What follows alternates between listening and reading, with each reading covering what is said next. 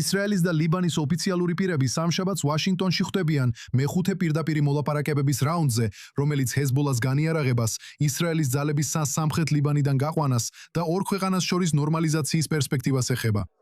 მაგრამ ირანისთვის ეს საკმარისი არ არის, რადგან ის ცდილობს ლიბანი გამოიყენოს ბერკეტად აშატეშეშუსთან მოლაპარაკებებში და აფრთხილებს, რომ ისრაელის დარტყმებისა და სამხრეთ ლიბანში მისი ძალების ყოფნის გაგრძელებამ შეიძლება აშატეშეშუ ირანის ურთიერთგაგების მემორანდუმის ჩაშლა გამოიწვიოს.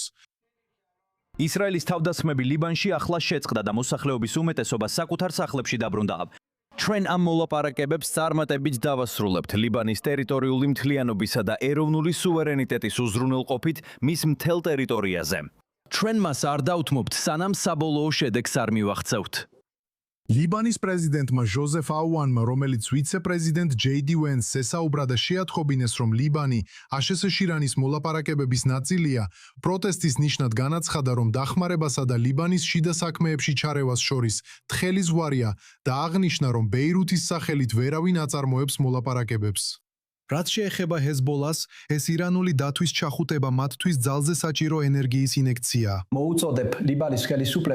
მოვუწოდებ ლიბანის ხელისუფლებას ისარგებლოს ურთიერთგაგების მემორანდუმის პროცესით. შეხედეთ ღირსეულ ხალხს ირანში. სადით და მოაწესრიგეთ თქვენი ურთიერთობა ირანთან. თვით შეერთებული შტატებიც კი ირანთან ურთიერთობას აწესრიგებს. ყველა არაბული ქვეყანა აწესრიგებს თავის ურთიერთობას ირანთან. თქვენ კი ეს თქვენთვის ძალის წყაროა.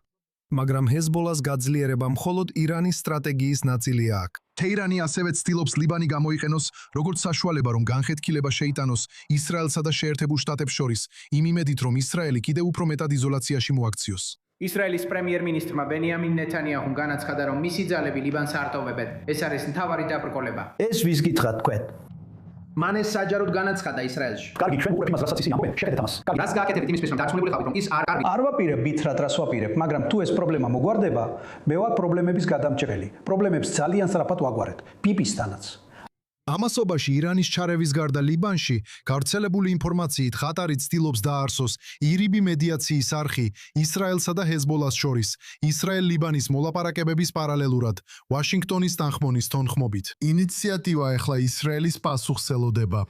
რაც შეეხება ლიბანს, რომლის სუვერენიტეტიც აშკარად ირღვევა და ამაში აშშ-ს მონაწილეობს, მისმა საგარეო საქმეთა მინისტრმა ფაქტობრივად შეევედრა არაბულ ქვეყნებს მხარი დაეჭირათ დამოუკიდებელ ისრაელ-ლიბანის მოლაპარაკებების პროცესს და არ დაუკავშირონ იგი მიმდინარე აშშ-ირანის მოლაპარაკებებს, განაცხადა, რომ ლიბანმა თავად უნდა განსაზღვროს თავისი ბედი და არა ვინმე სხვამ.